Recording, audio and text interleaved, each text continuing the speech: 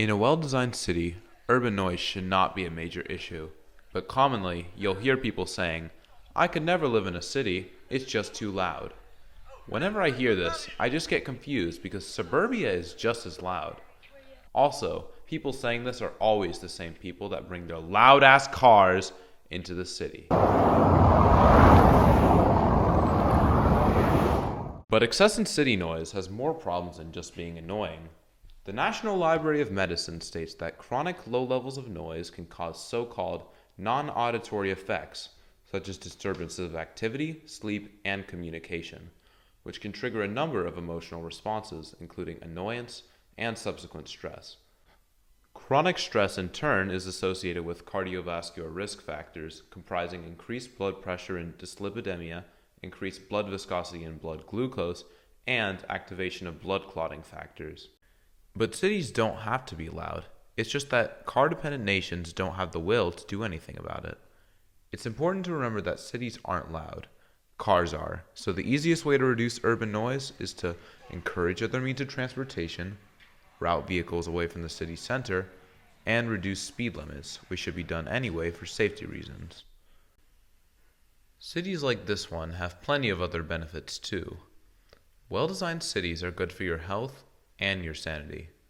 The United States and Canada are two of the most obese nations in the developed world, and it makes sense. Who would want to walk or bike when your city looks like this?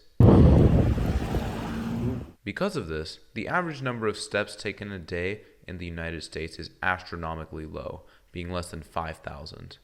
That is about 2 miles total, and that's just the average, which includes the few walkable cities in America too. And unsurprisingly, there is a clear correlation between obesity rates and the amount of steps taken in a nation on average. Walking and bicycling as a commute has also been proven to be far more enjoyable than driving in traffic.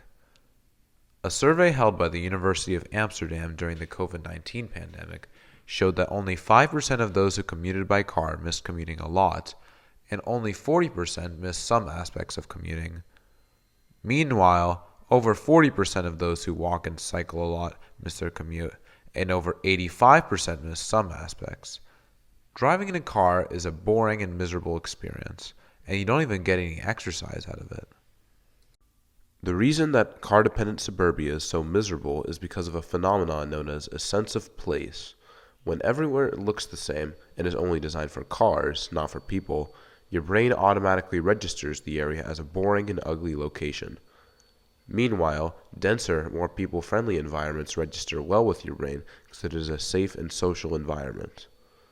But out of all of the issues with cars, the extreme danger of them to both drivers and especially pedestrians is the most important of them all. Cars are incredibly dangerous, and due to lobbying, safety to cyclists and pedestrians is not even a factor regulated in car manufacturing. In car-dependent cities, vehicles can easily be going over 60 kilometers an hour right next to a bike lane or sidewalk.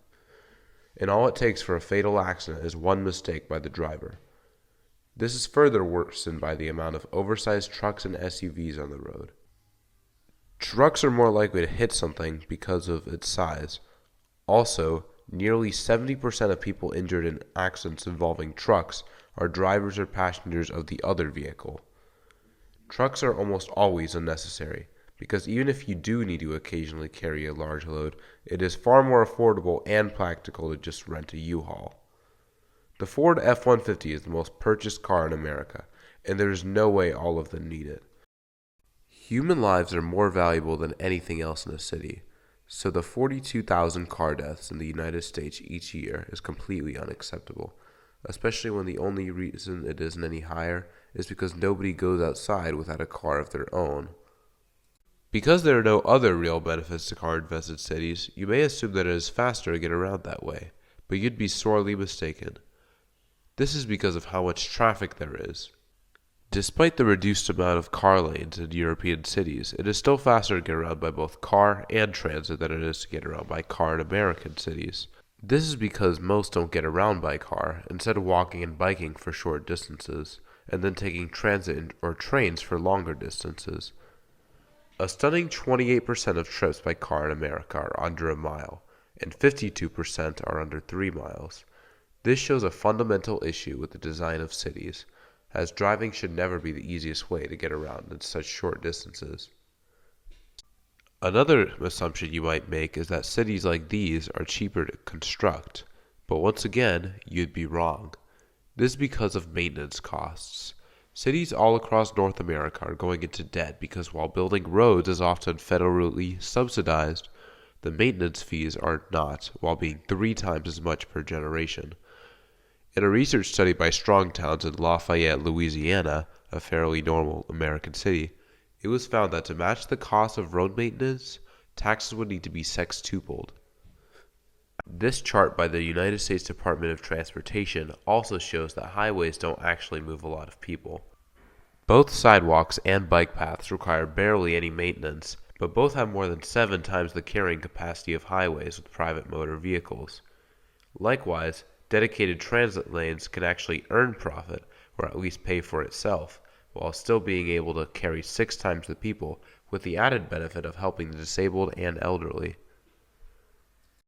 Just like suburbia, the cost of owning a car is not a pretty sight either. In fact, as of March 2023, the average price for a new car was about $48,000. That is a 27.8% increase from the pre-pandemic prices. And not to mention how you'll need to consider routine maintenance charges like oil changes, engine filter replacements, tire rotations, as well as unexpected repairs like collisions or losing control of the wheel. And if any of these happen, then your car will be completely unusable until you fix it. A 2022 AAA study estimated that car owners pay about $1,300 annually for maintenance, but that's only a fraction of the real cost. Fuel is very expensive, especially in trucks and SUVs that every suburban soccer mom insists on having. And let's not forget the license, registration, taxes, highway tolls, and parking expenses. But the highest cost of all is the insurance. Combining all of these prices together, the average cost of owning a car per year is $12,182. Now, even if you took public transit every day, the annual cost would only be a fraction of that number. For the price of a new car, you can get a fancy e-bike, a PS5, an Xbox Series X, a 98-inch 4K TV, a $4,000 gaming laptop, a MacBook Pro, 38 overpriced monitor stands, and 3,152 bananas. But it is important to remember the greatest cost of all from an urban design standpoint should be the cost of human lives.